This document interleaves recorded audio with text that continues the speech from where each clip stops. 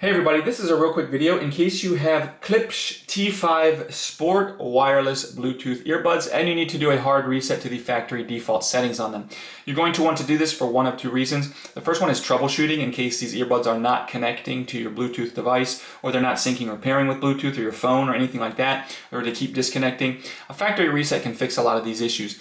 Now the second reason you might want to do this is just for whatever reason where you want to delete all the pairing history, clear everything out, so you can set these up basically like they're a new set of earbuds coming out of the box. We can go ahead and do that. And if you decide to get a new set of earbuds, I'll go ahead and put a link in the description to a good set. But anyways, to do this reset, all you need to do and just come in, you have the volume up and volume down buttons here, and right in between we have this button in the middle. We're just going to press and do a long hold on this button. So if you press this button for 10 seconds, it will reset everything to its factory default settings. Now you can pair this like a new set of headphones. So you'll need to go on your phone or whatever and delete the old pairing, the old set of earphones from the pairing list, have it forget them, and then set these up like a brand new pair.